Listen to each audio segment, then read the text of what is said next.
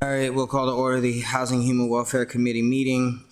It's September the 18th at 6:36 p.m.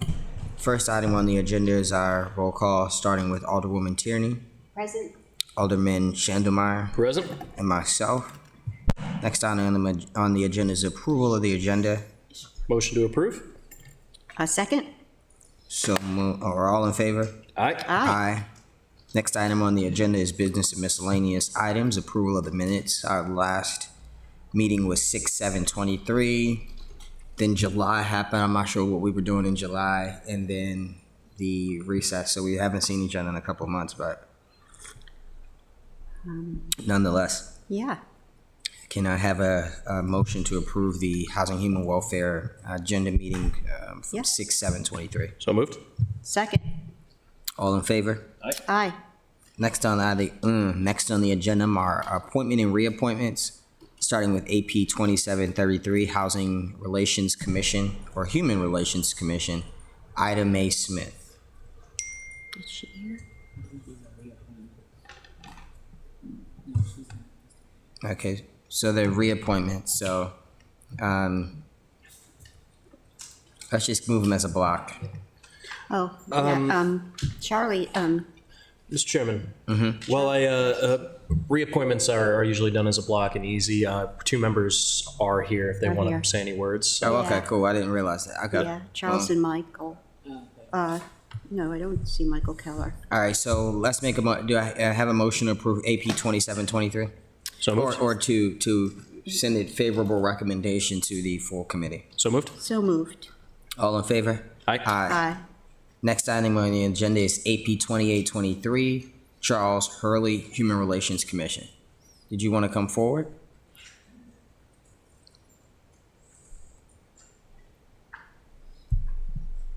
Good evening. Awesome. Thank you very much for your interest in continuing to serve. You've been on the board since 2015. Any comments that you'd like to share about the board or your experience, or any ways that we could make the experience better? I believe the other. The green light on the microphone? Is it on? Just hit the button right there. The green. There we go. you Sorry. Yep.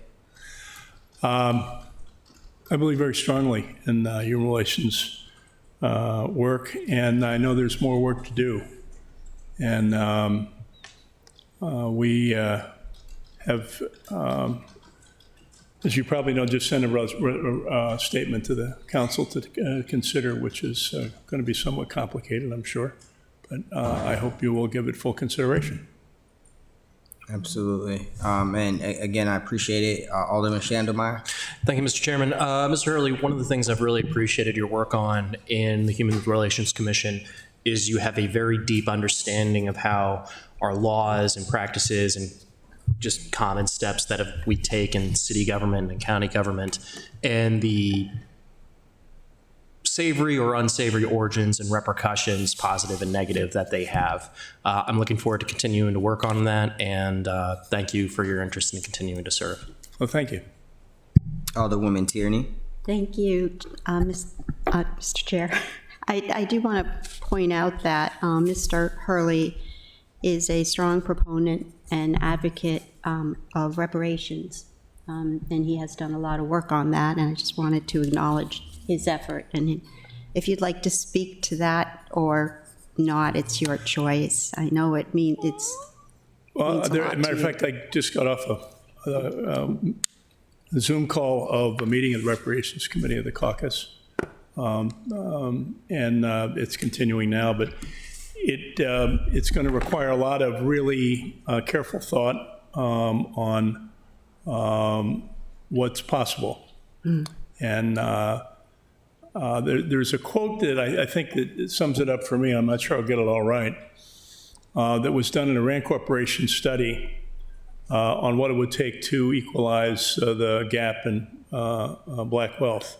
And it was something like segregation yesterday is today's wealth gap. And that while we all want to believe and that everything today is fine and that it's all based on merit and that nothing is wrong, that history is what shows the outcome of segregation yesterday. I'm not sure I got all that right. I've got it probably. Let me read it because it's more important than what I gave it.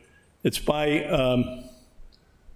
Jonathan Welburn, I believe, and he was a Rand Corporation analyst. And let's see if I can pull it up here. Yesterday's segregation is today's wealth gap. We like to pretend that we live in a race-neutral, merit-based society now, that this is all in the past. But you can't erase history. It shows up in our wealth. Thank you so much. I move for a favorable recommendation for Mr. Charles Hurley. Second. All in favor, say aye. Aye. Aye. It has to go to next- city council, Okay, so thank you. thanks for your time tonight. It's Monday, I forget the next Monday, Oh, it's Tuesday night, yeah. September 26th. September the 26th. Why is it a Tuesday instead of a Because Monday? Yom Kippur's on the 25th. And it's a holiday. Okay. Next item on the agenda is AP 2923, Human Relations Commission, Michael J. Keller. Did you want to come up, Mr. Keller? He's not here. Oh, I thought you. Yeah, no, Okay. I know, I don't know what he meant by two. Is there Okay. anyone here to speak to We'll him? just The chair, approve isn't this. he? We'll send this to the full council then. Yeah, I mean, he's been the chair now for, probably says on his resume. Okay, cool. Yeah. All in favor of making, of sending AP 2923 to the council? I second that. All in favor? Aye. Thank you. Alder, did you want? Come on, come on. Did you want to say something? Next item on the agenda, ID 8923, Admiral Oaks, trash/garbage quality of life issues.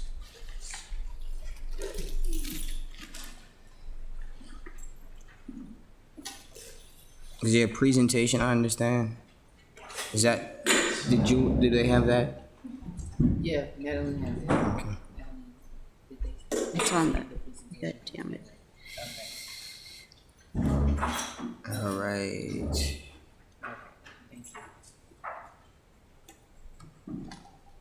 And there are several attachments to this as well. Yeah, why are they, what they're showing us?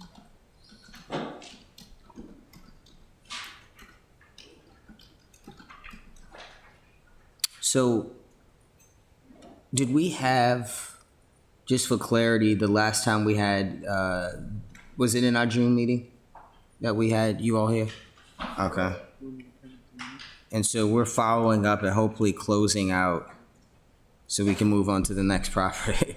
All right. I guess what I'll do is, we don't really need unless well, I'll allow Alderwoman Pendell Charles first to, it's obviously her ward, just to give a brief synopsis on what got us to this point. Then we'll jump into the presentation and then we'll just do questions. Thank you, Mr. Chair. As you recall, we were here back in June, and there was some significant issues regarding the Admiral Oaks community property. And they had been going on for quite a while regarding even inspections. And kind of the straw that broke the camel's back was Good Friday and the trash issue. Since then, I've been in very close contact, especially with Ms. Lavi. And things have definitely improved. I was the one to suggest that they bring a PowerPoint. And the other thing I want to mention, and I don't think I'm letting the cat out of the bag, Ms. Lobby indicated to me that they were looking to do pre-inspections before the city came to do the regular inspection in October, which I think is an excellent idea. Had a laundry list of things, and they pretty much checked off all the boxes. So I think today, from what I gather so far, might be a semi-celebration of what they've been doing over the past several months. And I know Ms. Lobby has been working extremely hard in making sure that things are very good, as well as Ms. Pender, who's a new staff member, and Ms. Jennifer. And for the record, also, please introduce yourselves if you could. I'm the LPW Your mic. Mike, Ms. Lowry. Lavi De Leon, a property manager at Nara Oaks. Tim Bauer, AVP. Kevin C. Wright, Vice President. And Alderwoman, are you good? Yes, they can proceed with the PowerPoint unless you all have Yeah, I preliminary think questions. it's a great presentation, Yeah, yeah. so let's start with that, and we'll do, it's just because we're a small group, we'll do questions as we move along, and then if we have any, we can ask at the end as well. Okay. Bless you. So we'll just kind of do cliff notes, and when you guys really want to chime in, feel free. So we're not just doing page by page, but we did do the resource. That was something that came up at the last meeting that we wanted to make sure that it was bilingual. So we did touch base with that, and that is going throughout the property. It is also something that we're looking at other properties that we do, and we started it there too. So we've had a really good return and really good customer service response to that. So we're in a very good space as far as the newsletter is concerned. And obviously here you can see an example of that newsletter. Beautiful. From the community events, we continued. There's some pictures with Alderwoman Pendel in here smiling and being a part of our community engagement days. So that is something else that we feel very invigorated by. Our tenants there seem to be very invigorated. And from customer service, when we're doing our QA and actually talking to tenants and asking them where they stand, we seem to be in a very good place at this time. As we can see here, we had a resident service meeting on April 23rd with youth programs, newsletters, building doors, family services. So we're doing everything possible to bring families out and for them to be a part of the property and take ownership of the property. Just because they're a tenant, they live there, they should be treated like owners. And we're doing the best that we possibly can at this time to do that. We can keep going. Ice Cream Social Day. So we had a lot of our management team come down and do ice cream social, and we also distributed coloring books. And again, it's just clear examples of teamwork, which is what we're trying to do at this property. Who donated the ice cream? Enterprise. Oh, okay. Community Day. So on the 19th of August, we had Community Day. It was good to see all of the departments that came out and helped. The police department was there, fire department. The partnership that we talked about in that last meeting, we moved forward with, and it's really been going very well. We were obviously, again, I think we have the next slide, which is pictures, to have Alderwoman Pendel Charles as our special guest. There she is. And there's that famous person there in the middle. Yep. It's great.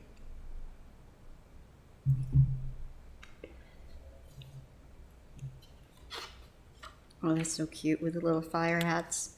Yeah, and I think resident, and I'll probably stop here and then we'll take questions just for sake of time, but we're pushing for resident engagement.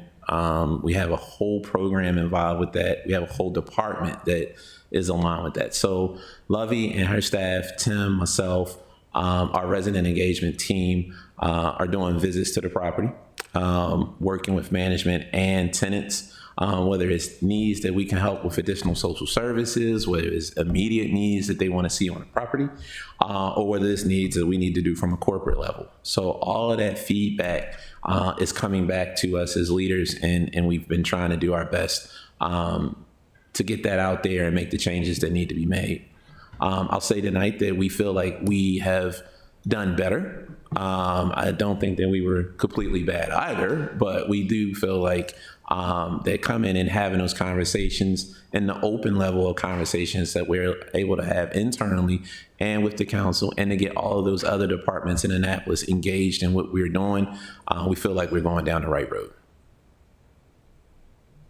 Let's stop here before we get to the maintenance stuff. Well, actually, you have 2 more slides with resident services, so you can wrap that. Then we'll do the maintenance questions. Sure. Yeah. And I think, Lovey, if you want to touch on, let's take 2 minutes to touch on Naval Soccer Night. That was a really big event. So feel free to talk on it. You need the mic. On August 28th, we were honored to be invited to the Navy Academy soccer game. So they provided transportation to our children and families. So we provided refreshment. We got a lot of soccer balls for all the children, and it was a really nice, successful and family event for all the residents. The connections that we have created with our residents, it's amazing. The children, the family, and there is the connection has been created for our residents. So and that's our goal, to keep building that trust from our residents.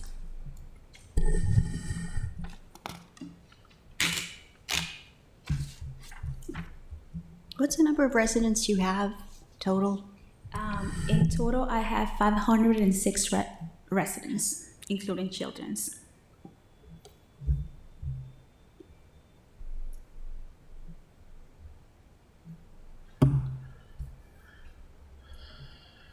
So with the, I'll start to jump in and then we can just start to just ask questions and rotate on this.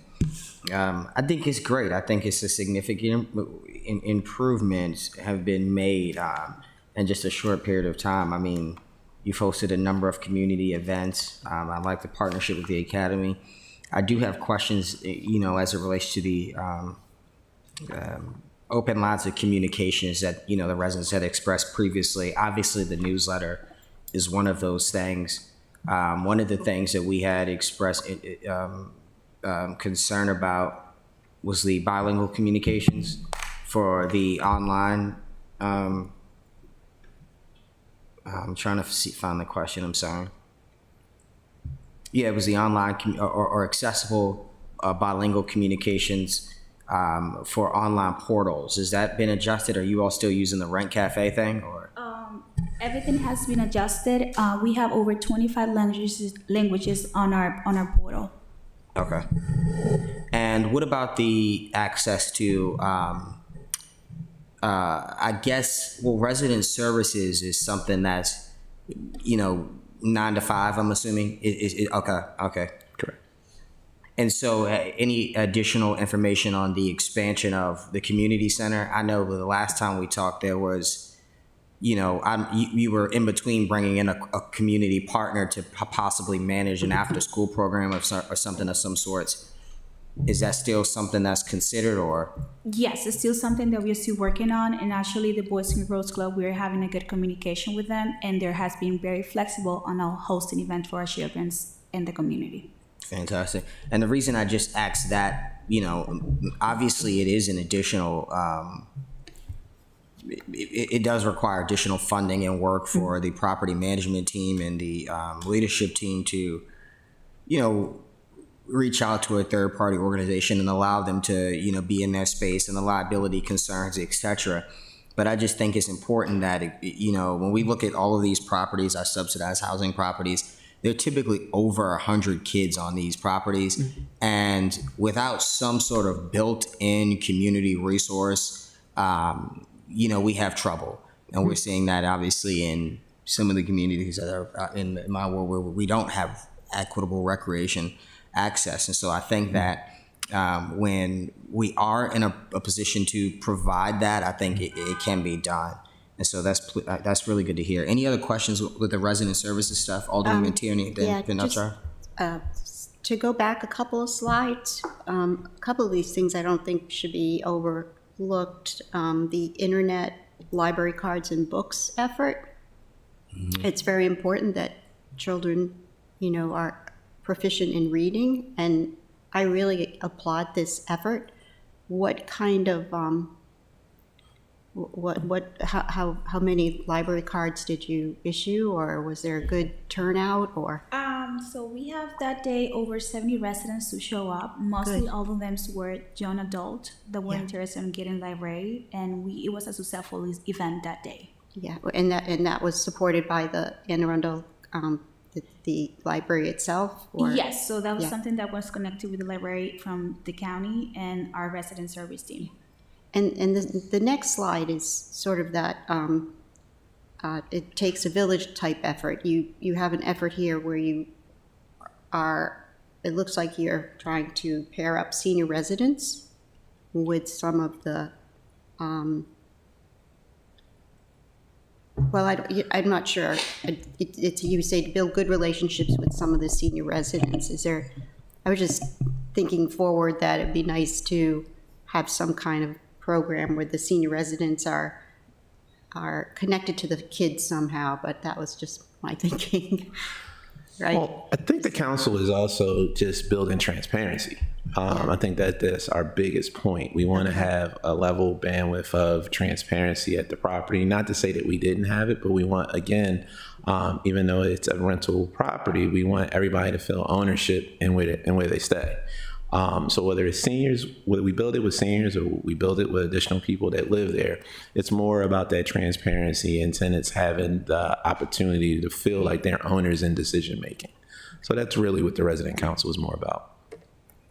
Can you just introduce the gentleman in the middle? Sorry. Yes. Sorry. I just, Tim Bauer, I'm Okay. the AVP. okay, thanks. He's on my left side, but my right hand man. Alderwoman. I do, before we get Alderwoman Pindell Charles, I'm sorry, and this may be borderline on the questions that you said that you would follow up on, but I'm wondering, without a set amount, are outside of like hiring a resident service coordinator, because to my knowledge and just my experience in working with other resident services coordinators, et cetera, they don't have petty cash, or they don't have, a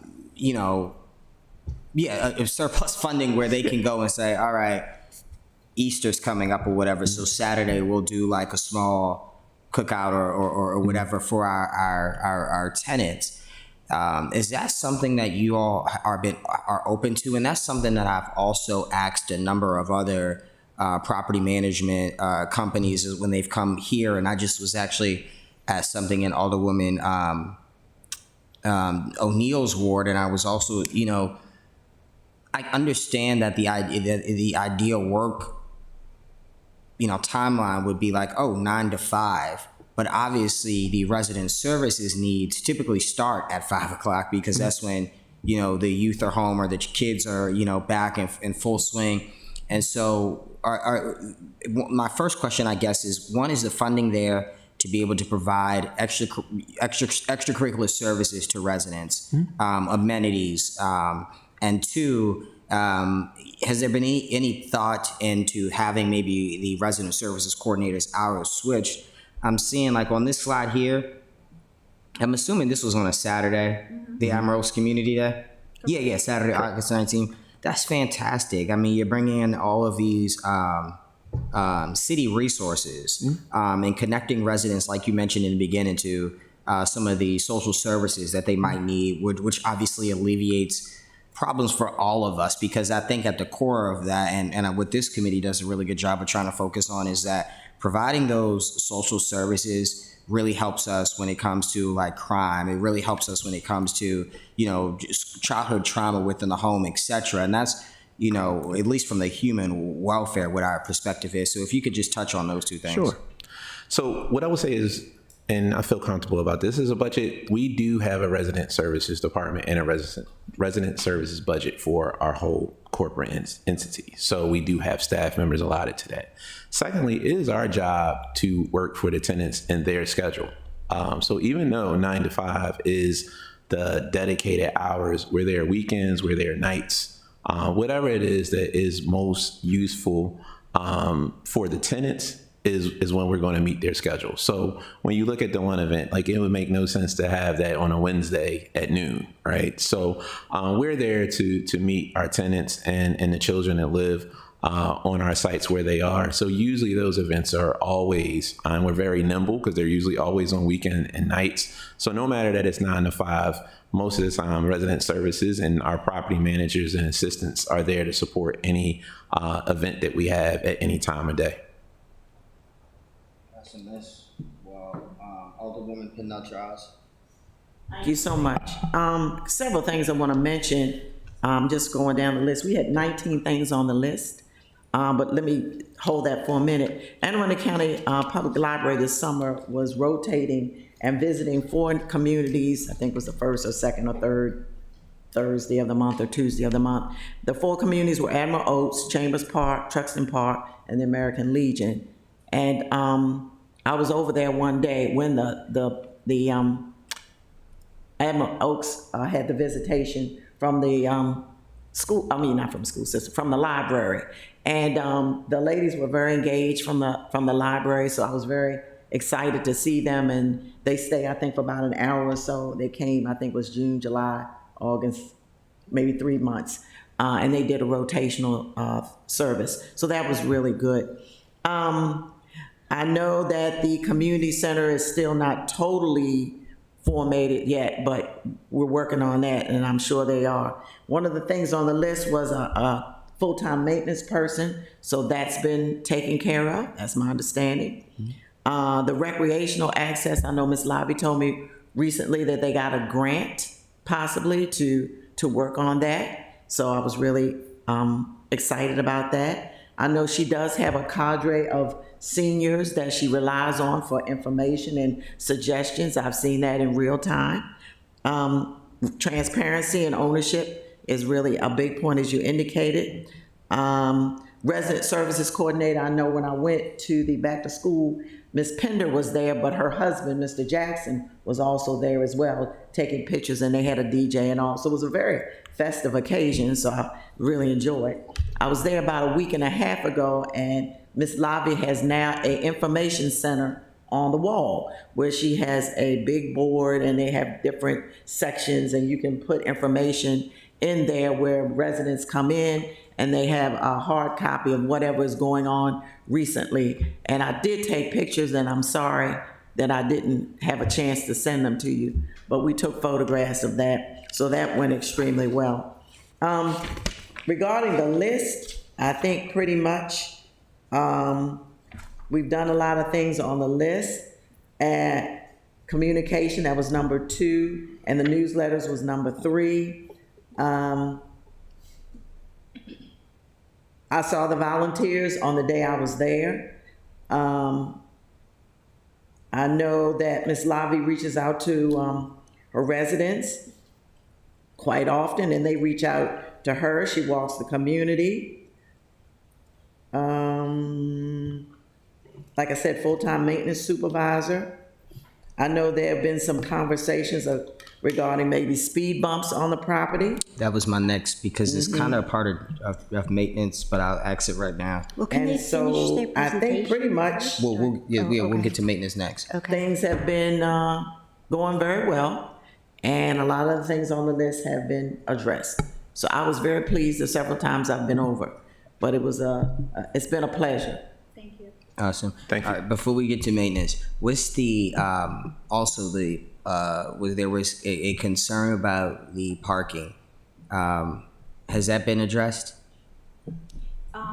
Yeah, wait. so we already took pictures of all the property and the site map, so we are getting bids to get that taken care of this week. Okay. So we are working on getting different proposals to take that. Yeah, and I know that, again, obviously, and one of the things that we have to address in the city, in particular, because the racial demographics of our communities have changed significantly.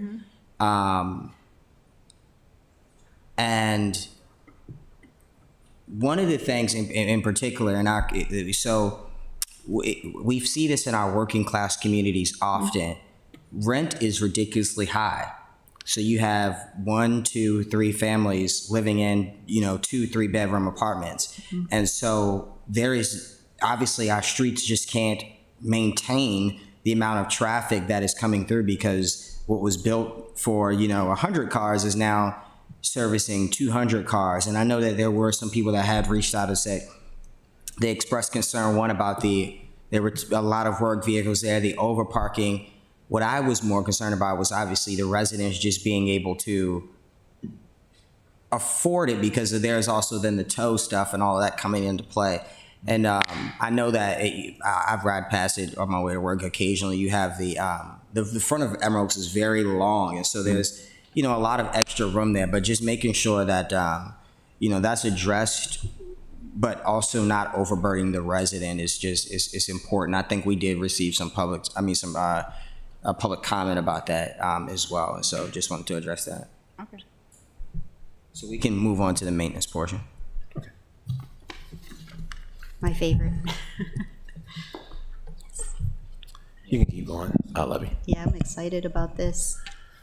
So HVAC was a Yeah. big part of our last meeting. So the 4 inches from the ground, as you can see, there's pictures that actually show that. So we wanted to make sure that we had a huge level of show and tell, obviously, in this presentation. So were but they there? Were the curbs there? Okay. they're so- there. Okay. Yes. Okay, great. Excellent. Thanks for checking them all. Yeah, Oh, no that looks fantastic. So if the curb is there, It's above. but there's still an issue, does it need to be re-leveled, or what's the has there been any report back from the, okay, well, you're saying these are 100% unit and common area inspections? Okay, well, they're about to do the semi-annual inspections. So we'll have a better understanding on if this is actually effective as it relates to like mold remediation and all that stuff right after this. Okay, perfect. Absolutely. And making sure that you have them and that they're in proper working condition keeps the water away from the wall. So it keeps the intrusion going, obviously, to So you the cleared, grass. around them so you could see the curb. Yeah, that's because I Yep, didn't absolutely. see them all before, so it's very nice for drainage and. Waterproofing and foundation. So we've tried to do, redirecting of the drains, which again helps with any water intrusion, for lack of a better term, going into the building or obviously touching any of our units to make sure that our tenants are safe. And again, we don't want water intrusion, which obviously builds into other things. So we've done a good job of the drainage and working with our landscaping company to address. So was that recent waterproofing that you applied? After the meeting, we still did more. So you dug. We had started before we did the Yeah. initial meeting, and we just continued it throughout.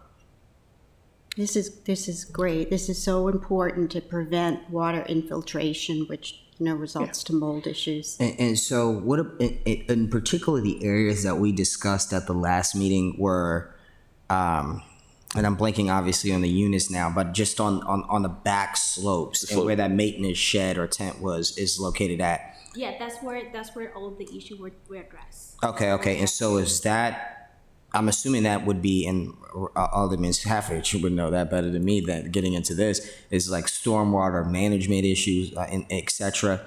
Is that something that's, up to standard with planning and zoning?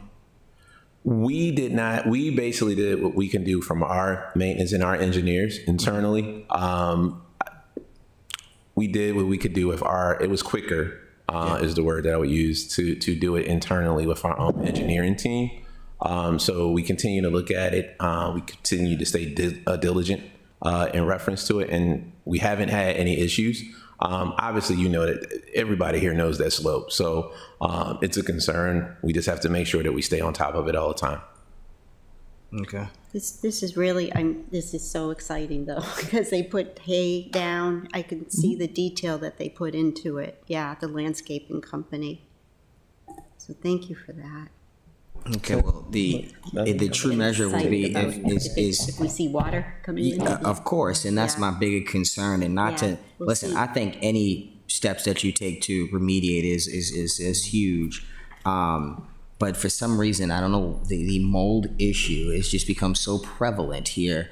We've just seen it again with one of our brand new properties. Oh, yes, I And know. so, just being consistent with that, which you all have been, and following up on that is critically important. Yeah. And obviously, if there's a problem, the residents will, just tell us, and we'll just continue to follow up.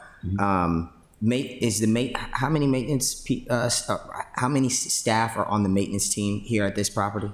You have 3 persons, so we have a tech and a supervisor and a porter. Okay. And the trash issue is resolved? Yes, not 100% because we still deal with the illegal dumping, but that's something that we have worked really hard after our last meeting. So as you see in the PowerPoint, I highlight some of the points that we have add extra dumpsters to our area that we have more residents disposing trash, and we constantly clearing out the dumpster and power washing that area. Awesome, man. I think we got good. Yeah, so we feel very comfortable around extra trash pickup. I will say that anywhere where there's a huge dumpster, illegal dumping is becoming prevalent everywhere because individuals, whether they do contract work or daily work, they don't want to go to the dump and pay the fees. We also know that, there's smaller contractors that, money can be an issue. So this is very prevalent throughout we're seeing it throughout all of our properties. So most properties have went to an extra pickup day because we actually don't have somebody standing in front of the trash can, hoping that nobody illegally dumps. But it is something that we're having to really stay on top of throughout, not just in Annapolis.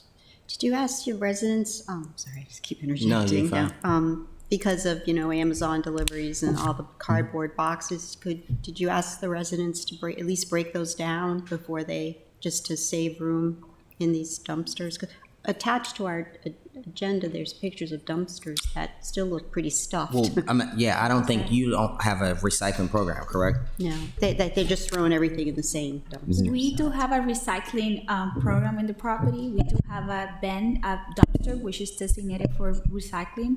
The issue that we are having right now with that dumpster is that the residents are placing the trash into the dumpster and the trash has not been picked up. So for example, my maintenance team has to dig into the trash and remove all the regular trash and call the company to have that because so we are planning to host an event to teach our residents how to divide different items that they can recycle on our Proxima resident event.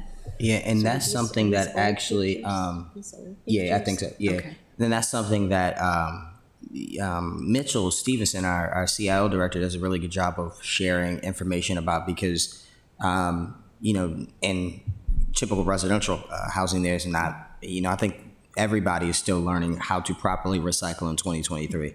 You would think a K-cup is recyclable, but it's not actually. And so, Correct. Those things are, just more information for everybody. So that'd be great of hosting some sort of event like that.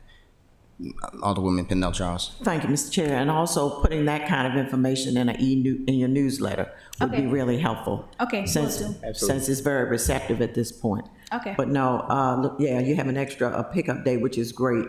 But I think those pre-inspections will be extraordinarily helpful. Correct. Starting the week of the 25th of September, so our whole staff, office staff, we will be opening the office at 12, after 12, so because everyone is going to be out inspecting the property, even myself and my assistant, we are going to access to every unit, take pictures, and address any issue that is concerning on those units. Fantastic. So that's this September the 25th. You all start the Yeah, so we're inspection. going to start doing at least 20 units a day, so that until we just reach out the whole property. Awesome. And obviously, like for any constituents, because again, this is all constituent led. This is why we, invite property management companies to share or to hear testimony and then share, what they're working on. So for any tenants listening, obviously feel free to contact us and to just follow up with the committee as well as your alderperson and as well as the team here, just so that there's open transparency and any issues that have yet to be resolved can be resolved. Alderman? Thank you, Mr. Chairman. I actually have a couple quick questions. When are your dumpster pickup days? So we have, for example, they comes the only day that they're off is on Sunday. So that's the only day off. So they come every day from the time frame is from 11 to 7 p.m. So I don't have a time frame, but from 11 a.m. to 7 p.m. they will show up anytime on the property. So there's 6 day a week trash pickup. Yes, correct. Okay. How old are most of your units? I'm sorry. When were those units built? Like how old are the units? 1969. Okay. 1969, they're about 58 years old, and our last renovation was done in 2010. It's 2010. Are there any plans for updates or continued bigger That should be something that should reservations? be or- coming for the next upcoming year. Okay, thank you. So two last ones for me then. So that we don't have to have you keep coming back to the committee, it would be great if, especially if there's like capital improvement projects that you're about to embark on, if you could be sharing those with us, because I think that for me is my next question. Obviously, we held off on that but I think that's the next step for us, because the resident service stuff is good. But as the alderman alluded to, and you've been fantastic as well and on your game with knowing that built in 58, or how many, you said they were built 58 years ago? Yes. Okay, so yeah. So there's something that I wanted to mention that wasn't highlighted on the PowerPoint. We have spent $184,000 in the refreshment renovation of our security system. We replaced all the doors and security system, and also renovate our camera system. That's So fantastic. that's something that is a big Yeah. improvement for the past 3 months that we were here. And that's like the fob or A key fob, so the resident have access mobile and a key fob system. wow. Okay, that's good too. And everything is attached to our security system. There is like a time frame. If the residents leave the door open for more than 5 minutes, there will be an alarm that will sound, and we will get notification from that alarm, and it won't stop beeping until that door is closed. So the security has been improved in the community and the camera system. That's really What is good. the source of your funding? Is it from the rent, or are you getting any, still any federal money? That was something that was planned 3 years ago, and we enforced it to have this done, to have this project completed. And lastly, just because we got other things, it says just here there are 19 subsidized units. Is it really, that's true? Only 19 of the units are. Yes, we don't have a whole lot subsidized units, so that's the whole amount of residents that I have with Are subsidy. you not including vouchers or? We only have housing vouchers, but that's it. We don't So have just 19 of Yes. how many units? 159. So out of 159 units, only 19. And who is that by design or is that? Well, that's by design because we have referral from the Anne Arundel County, so we receive the referral from the city, so we don't do that's amount of units So- that they have set aside. So, for example, like HACA has just opened up their their voucher applications. They're distributing them on behalf of HUD. If families were to come to you to apply or to get in on a voucher, would you be willing to accept them, or are you at capacity on accepting vouchers? We can accept the vouchers. So if the resident comes with a voucher, so we work half and half. So we work for the residents that are referred by the county, and also the resident that has a voucher, and they just send them to PICO. So we use the both information to complete our application. And so, but I guess my question is that is there a certain a level? Okay, no. No, we're not sizing, for lack of a better term. So we're very much open-minded to anybody that comes. Fantastic. And I just asked that because I'm like, out of 159 units, I can't imagine that only 19 are subsidized in this housing crisis we're having. And so, No, we're not sizing at all. So anybody that comes, we're more than welcome when we have vacancies. okay, fantastic. And I think to touch on the capital, we're more than willing to come to this body and have a capital conversation. I sent the email so I'm transparent. We weren't done that process yet. Which was that the totally reason. fine. Okay. Definitely. All right. Any other questions before we jump into the next items? Very quickly, I've just indicated Ms. Lavi as well as Ms. Pender and Ms. Jen. If they need any assistance, feel free to let us know. Because we don't want things happening and we don't know what's going on, and then we can't try to rectify it. So just want to make that a public statement that they know that we're here to assist them. Yes, I mean, I think our enterprise's response to that is we appreciate all the support that we've had from this body. And obviously, Ms. Pendle, we know you're there all the time. So we'll continue to do the best work we possibly can do for the residents of the property. I think I can't help but ask, what the aftermath of the shooting, has the community been healing and talking about it and getting the help that they need? I think all the things that we put in the presentation have helped us with that. Imagine an incident happens and we haven't done that work, right? So kind of what we do is kind of like laying grass, like we're building grass. We want the grass to grow. So you have to keep watering it. You have to keep watering it. So our idea is when we do all of the programs and all of the engagement that we've been doing is when we do have something like that, individuals feel that they have somebody to come to, an arm that is going to hug them, not just, tell them what to do. So for the most part of it is the good works that you put in. We can't stop crime like nobody here can. But we want to do enough good work that when it does happen, we can put our arms around our residents. Yeah, I know. That night, the police were just there. It was a community, wasn't it National Night Out? Yes. Okay, thank you. All right, thank you all so very much. I appreciate it. As mentioned, just please continue to update us on the happenings at the property. We look forward to being in touch very soon there. We appreciate everybody's time. Definitely. Thank you. Thank you all.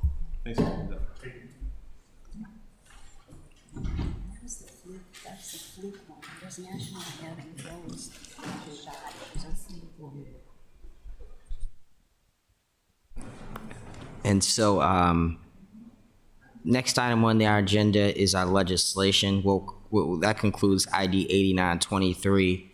As I mentioned previously, obviously any tenant or resident can reach back out to the committee or to the property management for questions or concerns. Next item on the agenda is O2123, landlord tenant relocations expenses.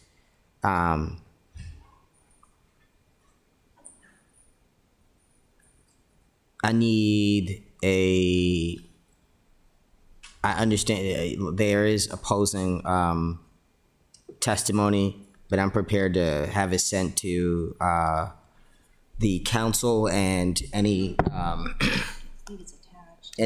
see it.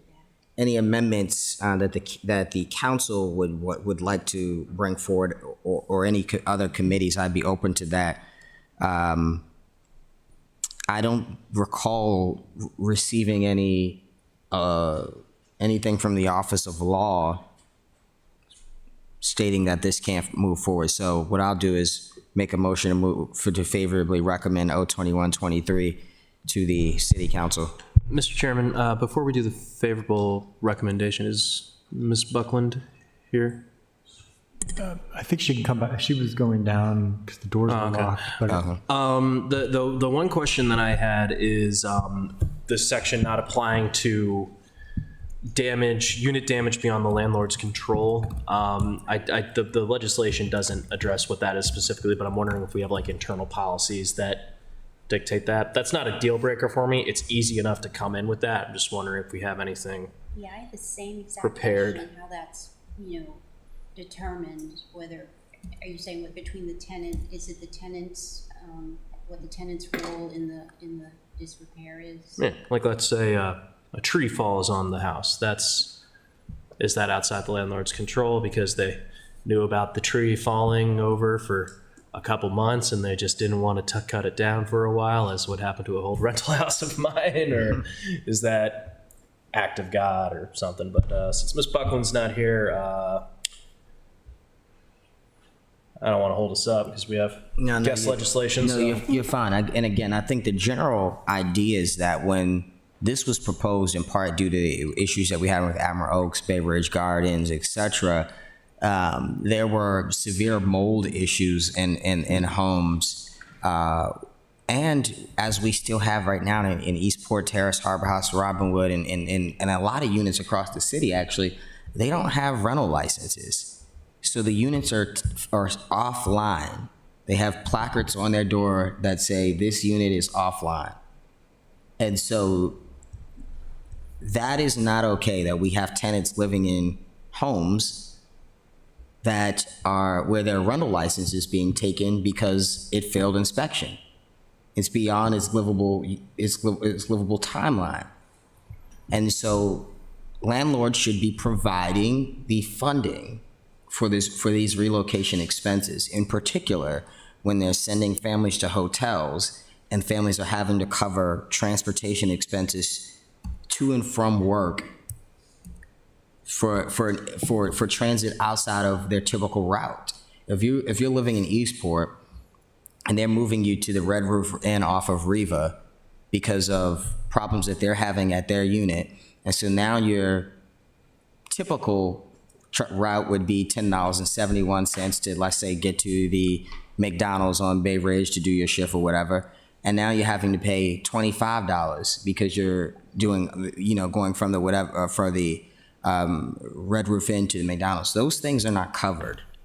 And those were some of the concerns that the tenants had expressed when they came before us. And to my knowledge, those things have not been resolved. I have a tenant right now in Bay Ridge Gardens whose unit, she had to be moved out of the unit because it was flooded and there were issues with mold and sewage, etc. But they aren't covering her moving costs.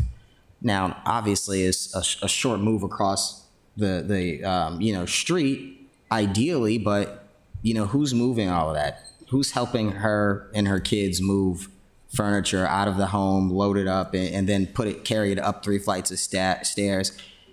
That is the direct fault of the landlord, and they should be responsible for those costs. And at least that's just how I see it, based off of what the tenants have, the concerns the tenants have brought forth to us.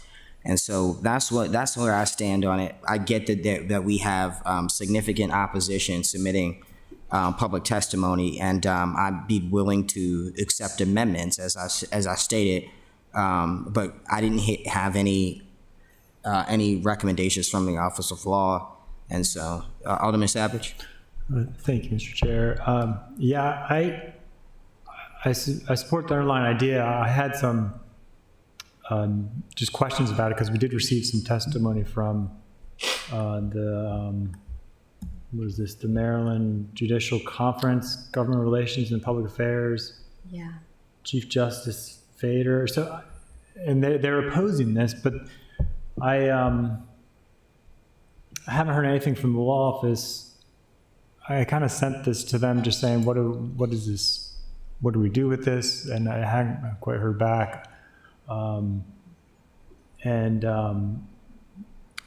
I don't know what to do with this. But I'm just letting you know, because that's going to come up, at least for me, as one of my concerns. No, and I appreciated the fact that they did reach out and provide an opportunity or provide a testimony from the position of opposition. My problem is that basically what they were saying is that, yes, there is a problem, and yes, you're attempting to fix it on a local level. However, that would undermine the state system that allows us to handle all of these cases in a uniform way. And so they're basically saying, don't fix this problem because you would undermine the court proceedings. And so it's like, okay, well, do we let the tenants then continue to have this issue? And again, that's why I said I'd be open to some sort of amendment. But when we are looking at what they are saying is this bill would cause the landlord-tenant law to apply differently in one jurisdiction and infringe the current uniform rent escrow code, resulting in an inequitable application of the law across the state, and even more specifically in Anne Arundel County. There should be statewide consistency and equity in how landlord-tenant cases are processed across Maryland. In addition, the timeframes outlined in the bill could not be realistic. As I mentioned, I mean, to me, that's basically just saying, have the state pass legislation to fix this issue. Don't take it on as a council. But then what does that say to our residents? Alderman Shandemeyer? Yeah, I'm agreeing with your sentiments on that, saying we can't solve a problem because the state's not solving a problem, or any other higher legislative body is a profound lack of leadership. So I'm cool with making a favorable recommendation on O2123. Alderwoman Tierney? Yeah, I just have a couple comments. One is I don't see anywhere where it's defined. It could be an amendment. It's not a big deal about relocation costs aren't defined.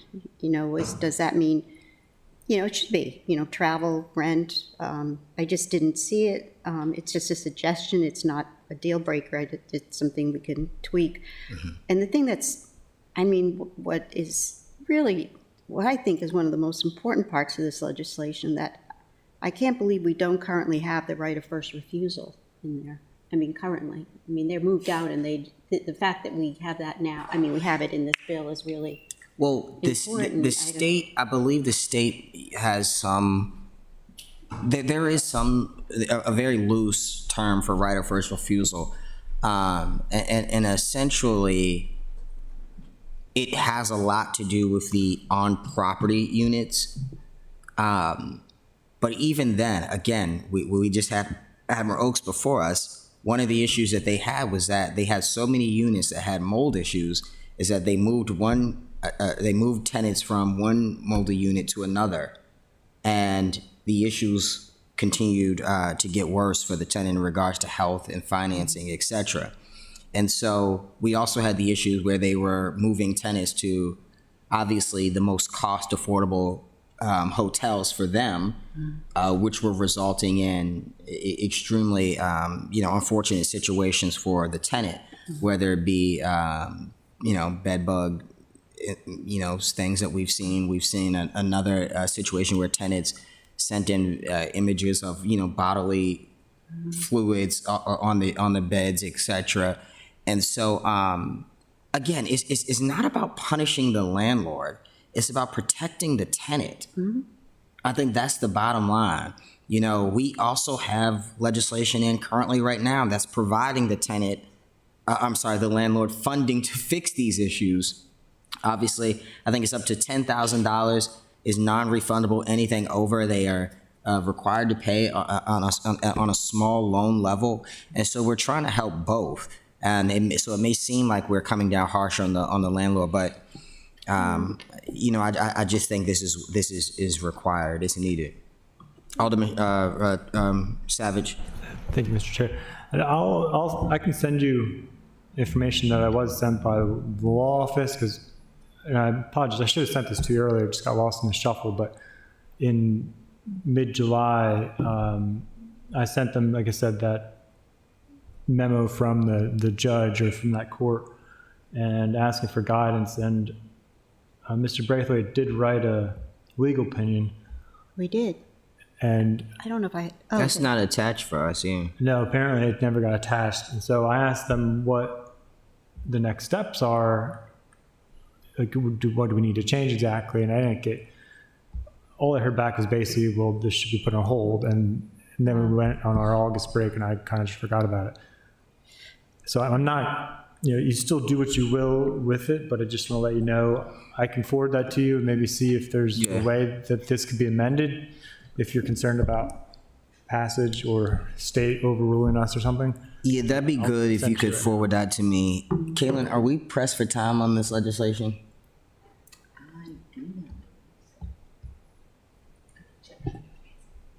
Yeah, I don't want to run into a deadline in the committee. If not, what I'll do then tonight is postpone. We'll look at his legal opinion, and we'll just try to get this out ASAP. Also, if it hits the deadline, we can still send it back to committee. Okay. It just, it gets kicked to council and you make a motion to put it in. Okay. Unless, You're fine. yeah, so we're good. All right, so what we'll do is postpone this to our October meeting, which will be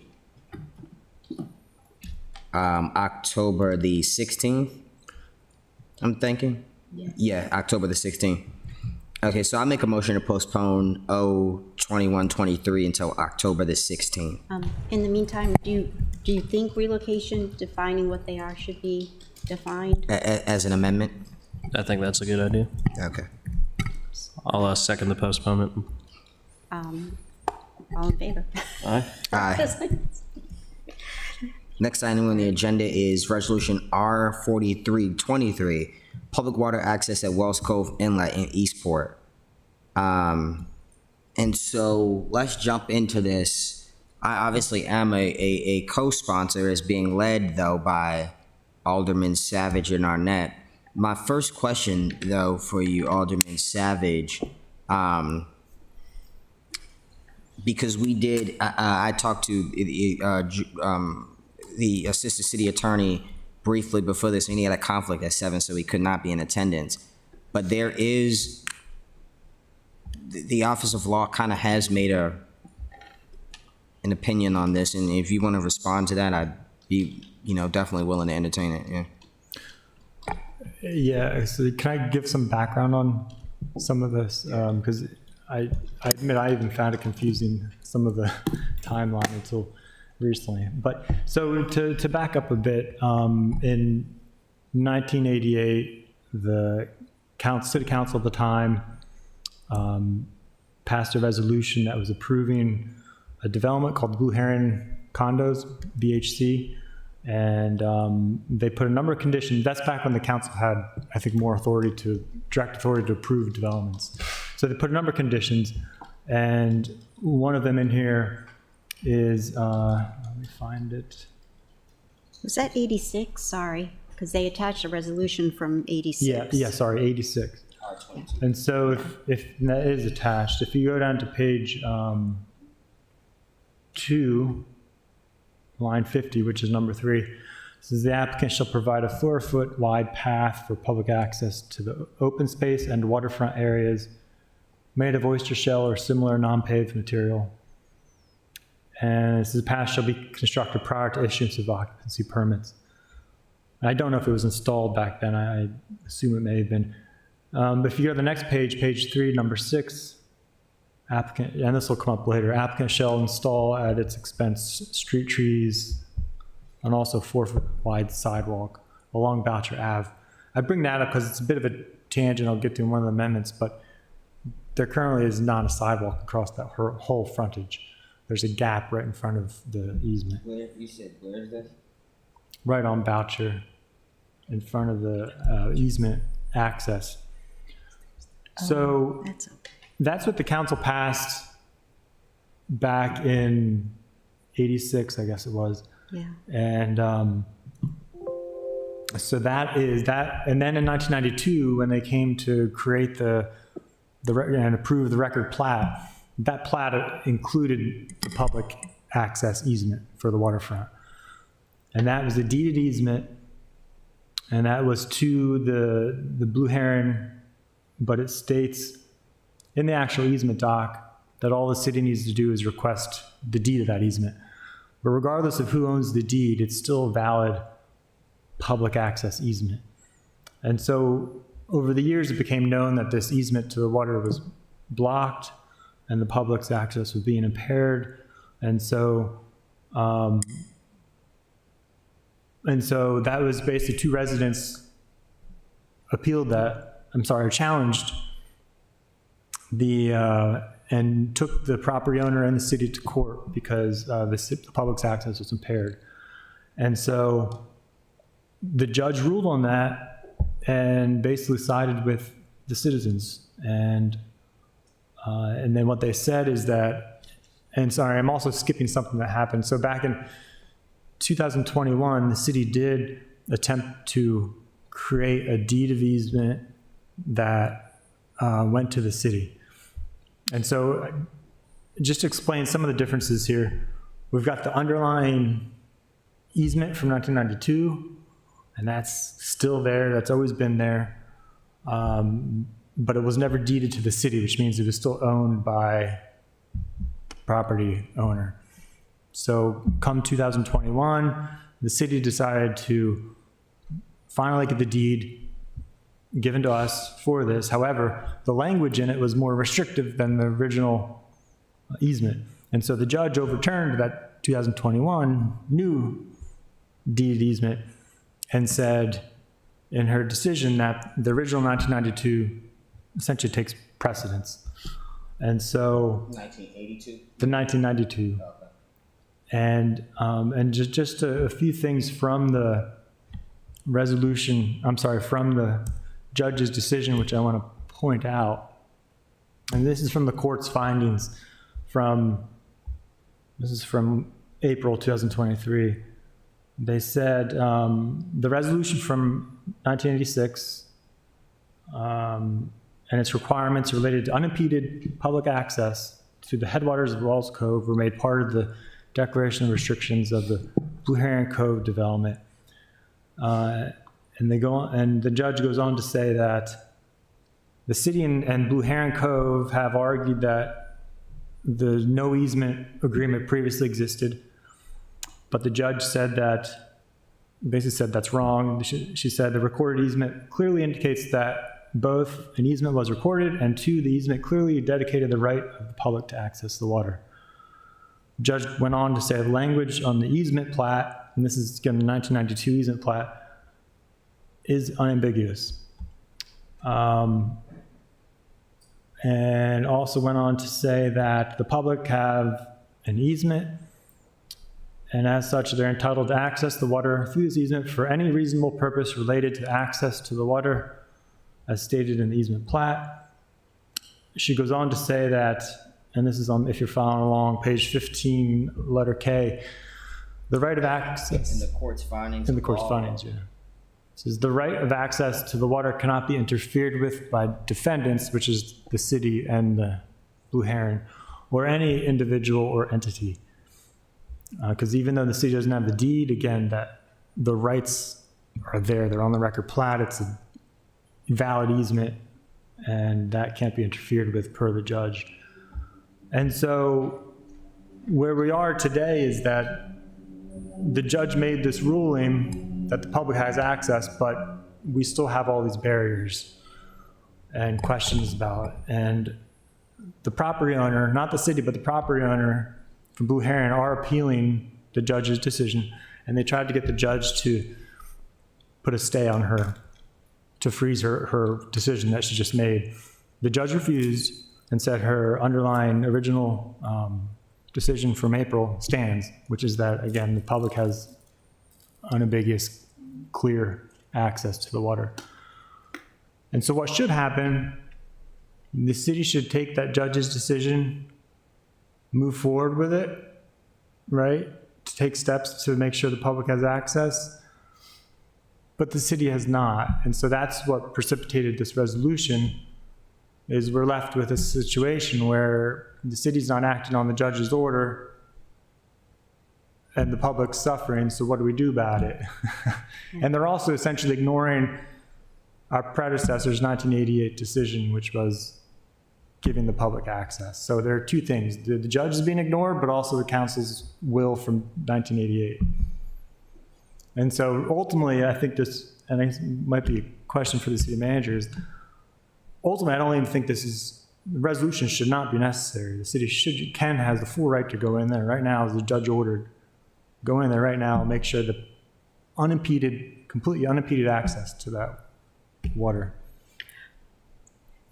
Alderwoman Tierney. This is so frustrating to me because I feel like when you read the judge's thing, page 14,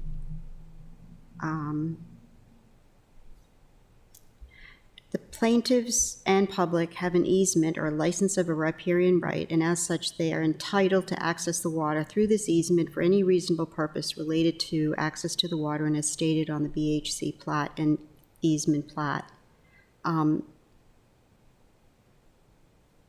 Her research and all into comparable cases is so extensive. Her decision is just non-disputive. I mean, it's so clear to me that I think what I see at some of these public testimonies is it's just legal, painful procrastination. I mean, it was so obvious to me the night of the city council where their representative, the Lord, Mr. Hartman, said, I just filed something. Oh, okay then, we gotta just stop, we can't make a decision. So that's the stuff that I don't get. Like, why is this really definitive, comprehensive decision by the judge? How can it be disputed? What are they disputing? Do you know what I mean? I'm just saying, this is so convincing, all pages of it, and the research, and I mean, it's almost embarrassing that anyone could argue it, other than, somebody might have screwed up in these developments and promised them something. I mean. Yeah, I don't know. I mean, it is, you're right in that it is, I think, it's disappointing that the city joined that's the what defendants when they could very well have just said, no, we're siding with the public per the Yeah. original easement. Unless it's just, we can't because it's still a legal thing because of courtesy of Mr. Hartman throwing something in there. Well, and I think it gets into the issue of, it gets into a lot of things, but for me, the two things that I am concerned about, obviously I would support this, but it's like, and obviously I am a co-sponsor on it. I want to see it move forward, but I'm concerned in how legalities will get involved, and particularly from our own Office of Law. And that makes me think, when I look at R4323, which is, Exhibit A, R2286, and what you read, it starts on page 2 in the findings, bullet point 3, and it goes into page 3. It was very clear. The applicant shall provide a 4-foot wide path for public access to the open space and waterfront areas made of oyster shell, blah, blah, blah, blah, blah. I mean, how much more clear could you get than that? The problem, though, is our resolutions legally binding? And what we've been told consistently is that they are not, that they are a tell of the conscience of the council. Correct. And so while it says that this is what the council would like to see based off of the recommendations of the public, they went through an entire public comment portion of this starting in January 10th of 1986,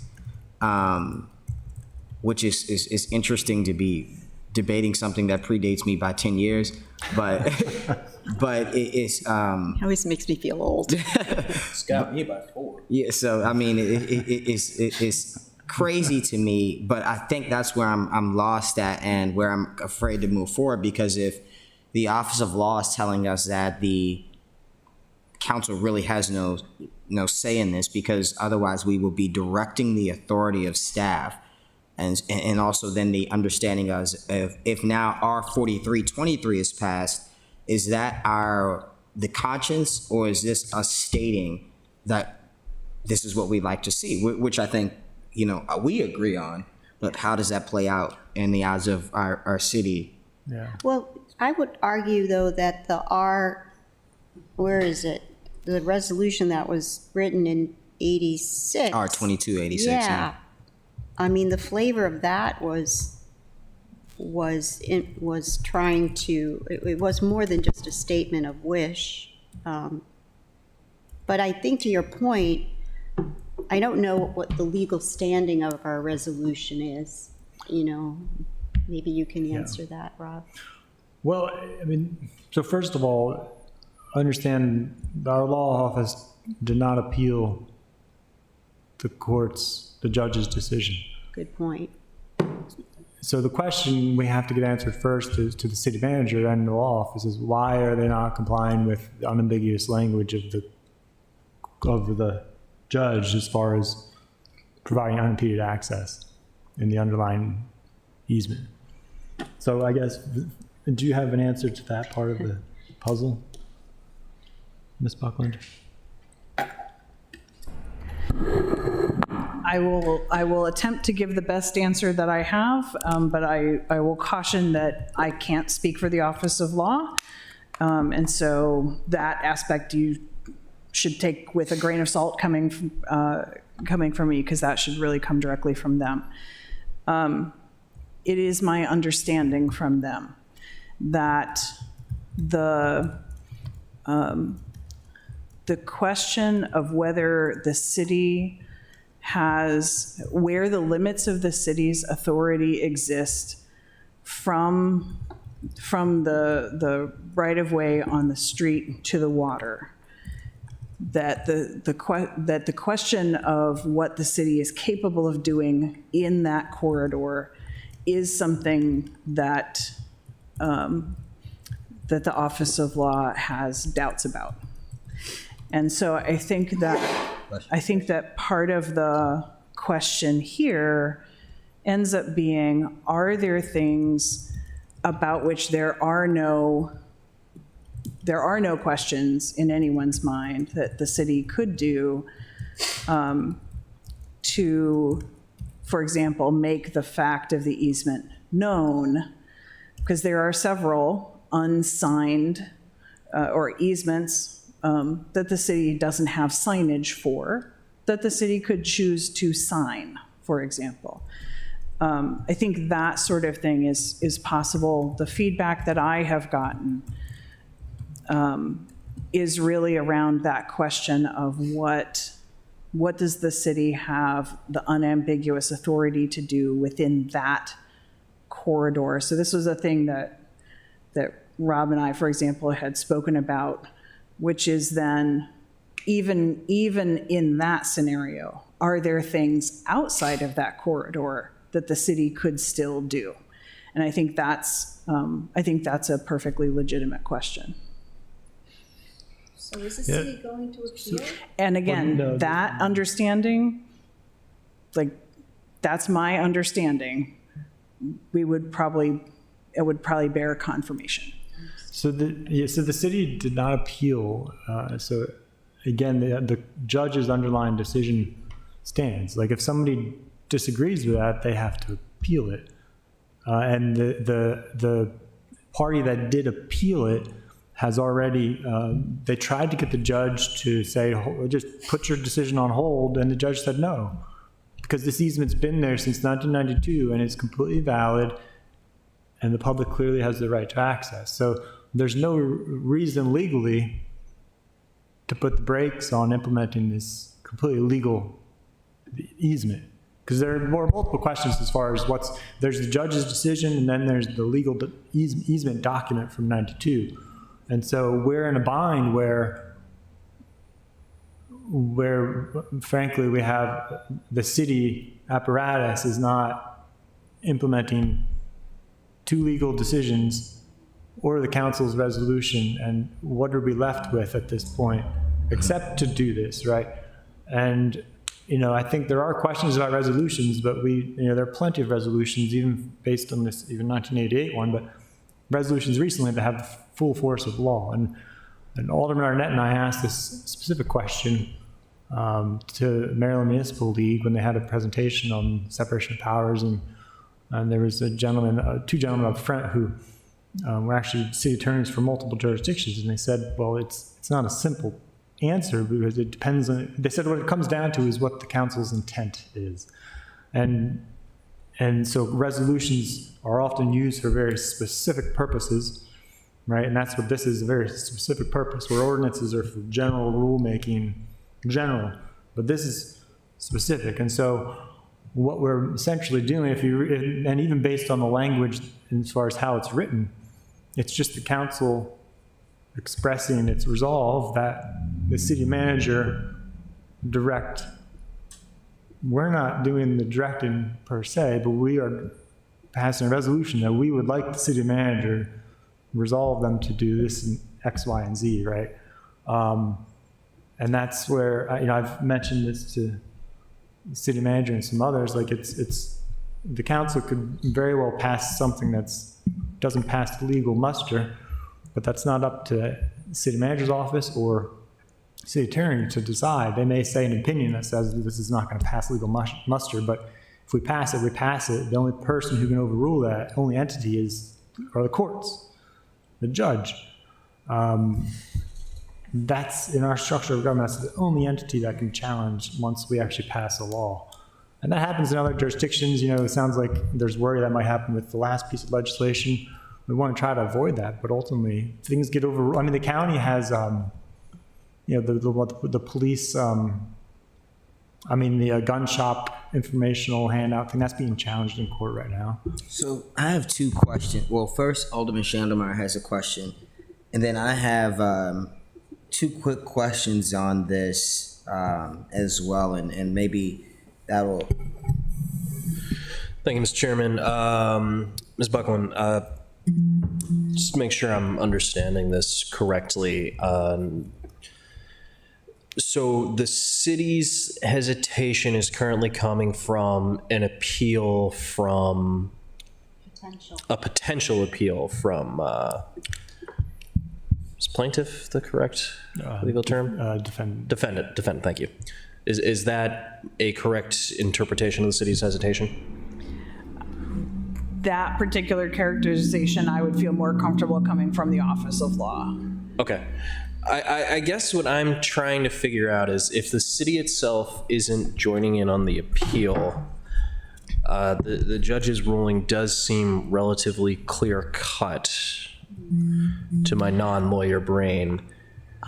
What is the consequence of us moving forward if another judge on the appeal process orders a halt or orders a reversal? Is that just, well, it could be wasted time and resources? Is it we open ourselves up to potential damages that could be significantly detrimental to the city?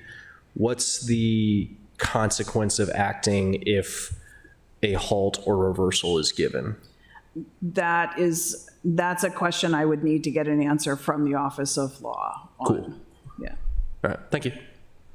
If I could just respond to that quickly. If you'd like, yeah, please. Just because I think, and that's a really good question, Alderman, and that's, again, I think why I'm pushing for what I'm pushing for is because I think what we're asking for is not anything extreme. Worst comes to worst, because what the resolution calls for is a sign, which we could easily put in our right of way, not on their property, on our property, all right? And it's asking for that we request the deed of easement, which, that's something that the original resolution, the record plat for the easement states that's right in the easement document, that we have the right at any time to require the property owner to send us the deed of easement. They have to give it to us if we ask for it.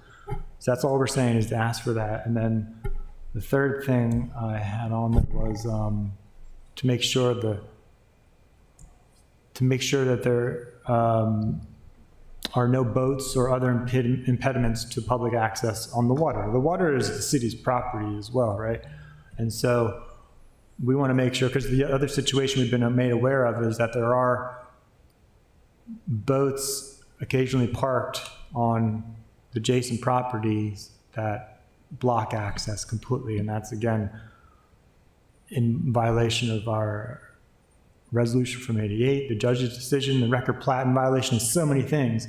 And all it says is that we do, on our property, we take the steps necessary to make sure those boats don't block it, and that's already provided for in City Code 1504. It's already provided for. So basically, so even if we do these things, what's the worst that could happen? We have to take down which they're not going to do, take down our sign, let them put their boats back, and give back the deed of easement, right? Yeah, I mean, if literally that's the consequence of action and it gets reversed, that's pretty low stakes. I would want to hear from the law office in case there's something we're not understanding. But I'm not really, I'm in agreement of you of the potential reversals are pretty minor, so Why would there be any damages? I mean, they aren't losing out on. I don't know, man. Law. So, my question is this, and that kind of gets into that. I have two. And the first is, I'm looking at R4323, the PERM letter to the city council, and I'm looking at figure 7, which to me shows the best view of the concern that was expressed last night, or not last night, last Monday, yeah. And are these the amendments? Yeah. Okay. And so figure 7, this photo that I'm looking at, the ladder there is the public access, correct? Like that's the only. That's on our, yes. And there's just, and the problem that the gentleman who was here Monday night said, his boat obviously is there and it would. Well, he has a floating dock. Mm-hmm. If you're looking out over the easement onto the water, you're standing on top of the pipe. To the right, there's a little floating dock. Okay. He actually has, I don't know, maybe 50 feet of frontage, but for some reason he has his dock right in front of our public access. So he has, so I think all we need, frankly, I think all we need to do is ask him to move it down a bit to the other end of his property. I personally have no interest in, I don't want to take anybody's rights away, but the problem is that these two property owners are blocking access to everybody. And so there's the happy medium where he moves his dock, Blue Heron just won't be able to keep one boat there. Or at least not a big boat. Yeah, for the right of public access. I mean- and so that just leads to my last and final question before we get to the amendment, and we,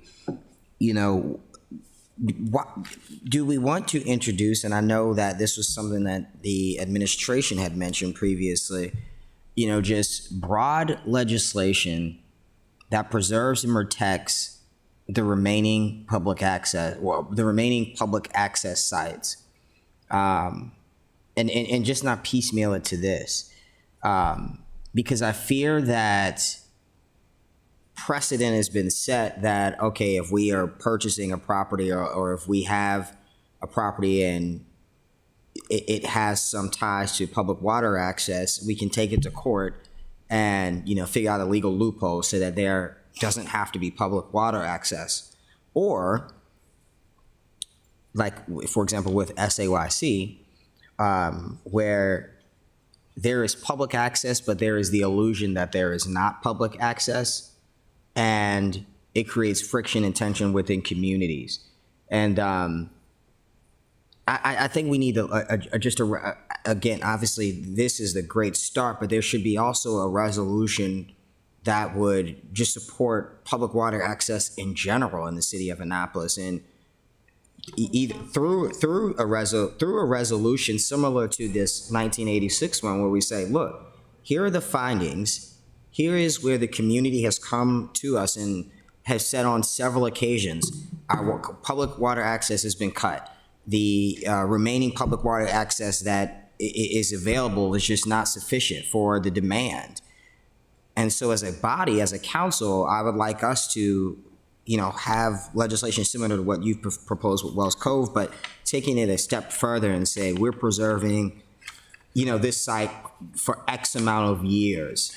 Yeah. Or, or preserving these easements, maybe doing a mass study of what is available in the city. And I think they did bring that before us during the Maritime Task Force study. Well, yeah, I think that's a great idea. And I think we can go even further, but I also want to back up a little bit and say that the underlying legal documents, the easements are perpetual, just like when we get a public easement for stormwater utility or for sewer utility. Those are easements, they go over people's properties, right? The people still own the properties, but the public owns the infrastructure that's in there, and the public, through the city, has the right to go in there and maintain it, right?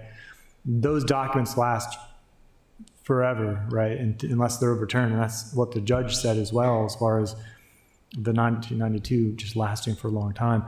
But so I think those documents still stand, but I think one thing possibly we could do is even put it in the charter to say, that the public's right to access the water is guaranteed, and the city shall have full powers to make sure that is continued, right? Yeah. Because I just think, that's just, it baffles me that we continue, like, I feel like we've had this issue over water access, and I've only been here for 4 years, but it's been like every year some major incident is popping up in the heat of summer when people should be kayaking and canoeing or doing whatever they want at the water. And so, did you have any last points before we just quickly go over Amendment 1? Just a comment. I mean, I think we're fickle about resolutions in the sense that on the one hand we say, oh, it's just a matter of our wish, but then on the other hand we want them to have the strength of the law. And I'm curious if back in 1986 if we had a different legal structure, because the language in there is very non-disputive and it's very clear, and I'm almost thinking it should be an amendment to ours, because I don't want to be in this situation again where we're arguing a resolution. It says here the condition in the R22-86, for example, the conditions stated in this resolution shall be binding.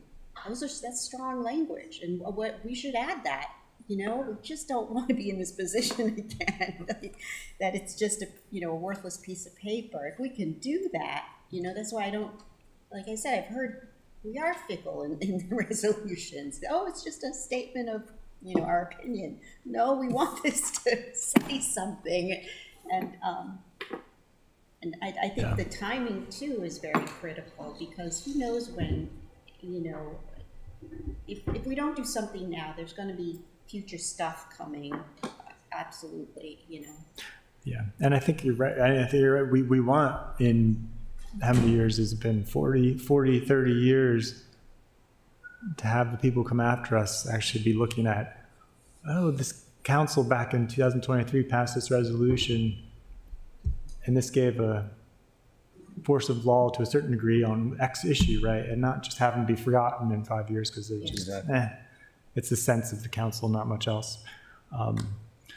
But did you want me to walk through any of the amendments? Because I know there's, Mr. Chair? If there was one that you wanted to touch on, let's do that, definitely. So the one I handed to you combines. Well, it's only one amendment, correct? It was. I added a few others in there for consideration. Okay. It's the one that I gave you printed. So the First Amendment is in blue and the additions are in red.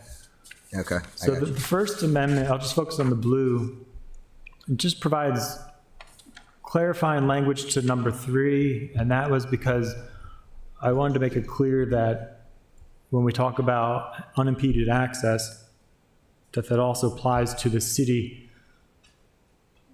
providing, allowing, in this case, the water taxi or any kind of ferry, electric ferry we may want to provide as far as taking people around.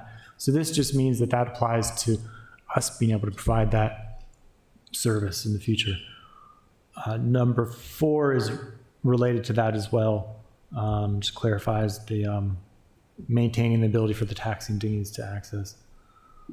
Number 5 deals with vegetation, because we have a situation where the property owners planted grasses and things that are blocking, they're impeding access. And so we do have the right to require removal of vegetation per the charter. And so I think that's also something that I put in there.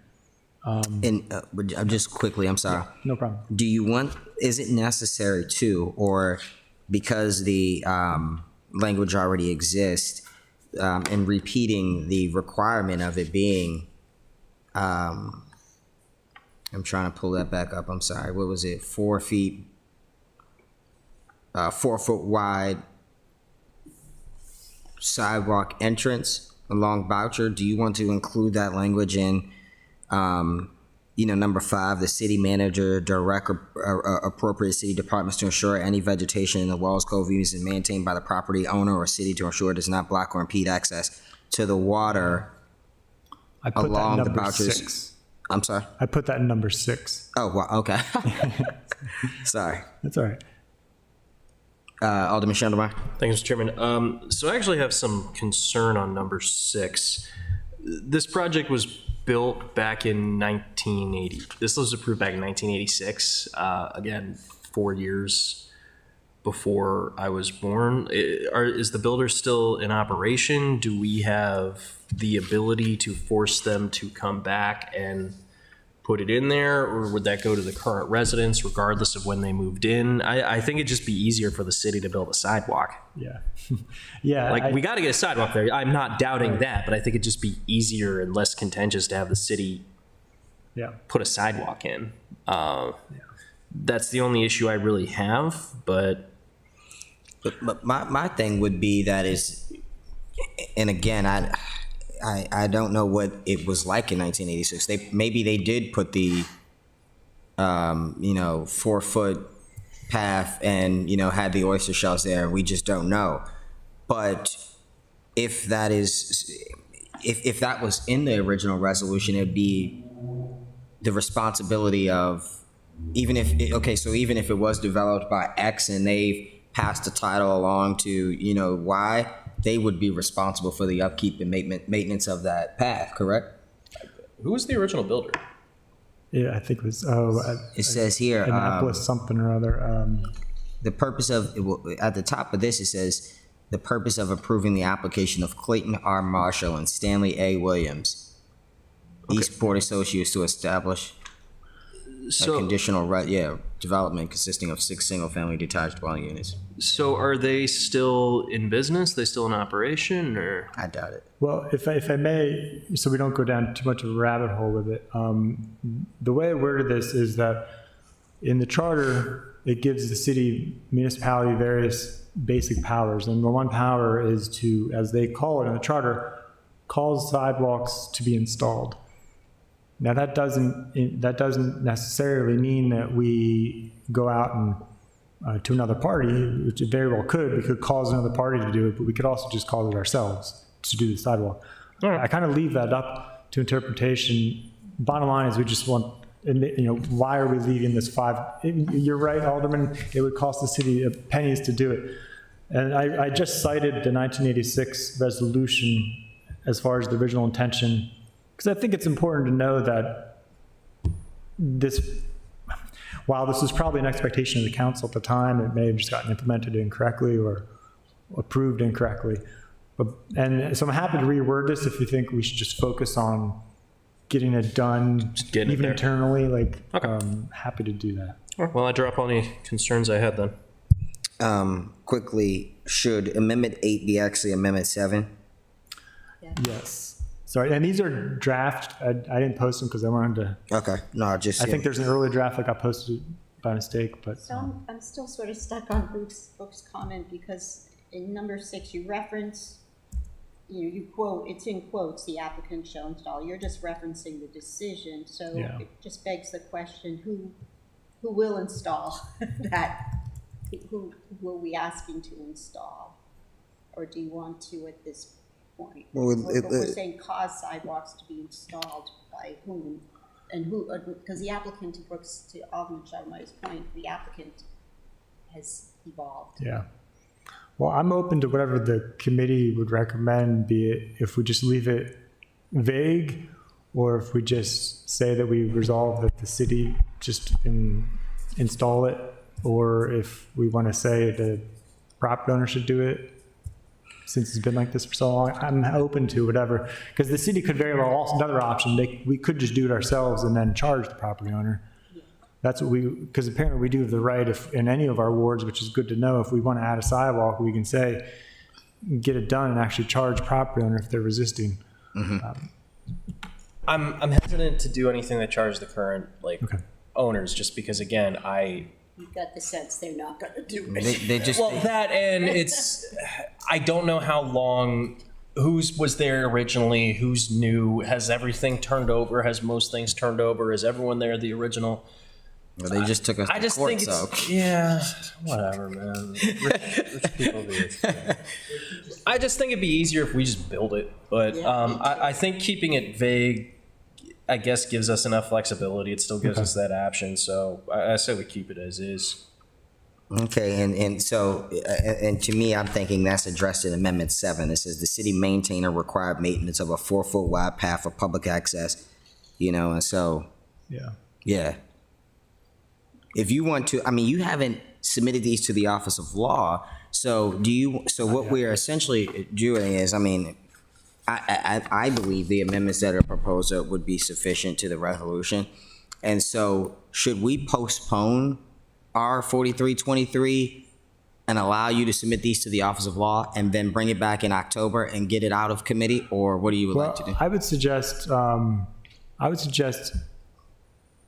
recommend, or I guess request that you maybe take action on the underlying resolution, and I think Amendment 1, which I think it sounds like the committee's more or less agreed to. Amendment 1 is submitted to the Office of Law, so we can go ahead and make a motion on that, and I'm okay with amendments getting submitted without our approval too. And then 2, I can take your feedback and make the revisions and send it to the chair, and then we can just introduce it, or I could on our next meeting, because I kind of like to get this, we have some nice weather left this fall. Yeah.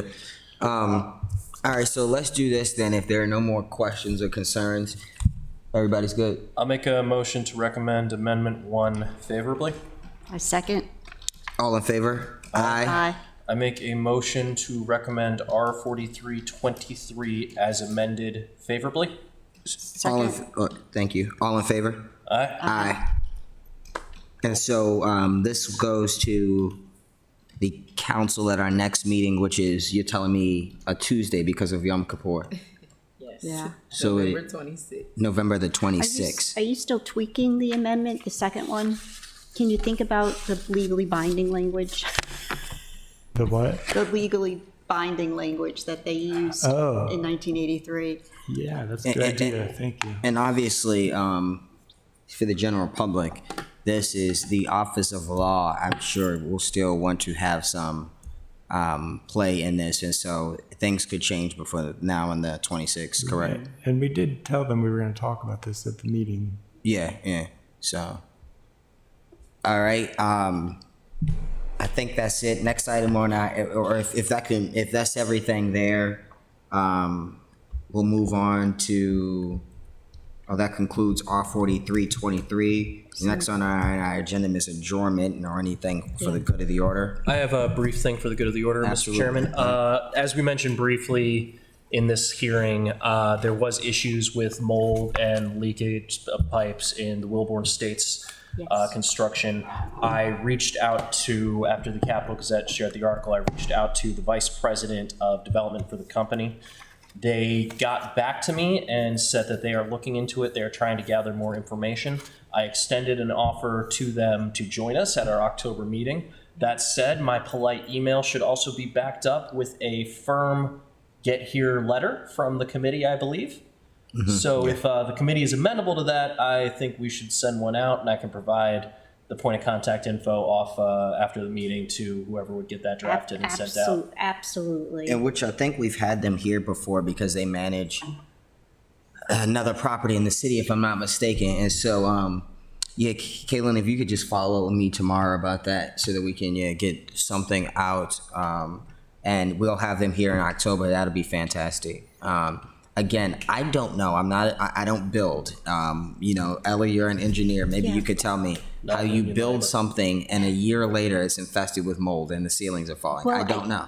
I think we might need John Manasseh or somebody from, I assume we inspected during construction, right? So, I'm just suspicious that obviously something happened behind those walls. Absolutely. Whether it was a substitution of pipe that they, but I guess, I don't know, I don't want to put John Manasseh on the spot, but we'd like to know. Non-union labor is what happened. What's that? It's so I'm being- shameful. I'm being cheeky. So shameful. Brand new. It is. It's crazy. Just. And so let's we'll add that to our agenda. Any other items that need to be added, I'll chat with Kaylin offline. Our next meeting will be in October, and I'll make. Can I have a motion to adjourn. So moved. all in favor? Aye. Aye. Good meeting.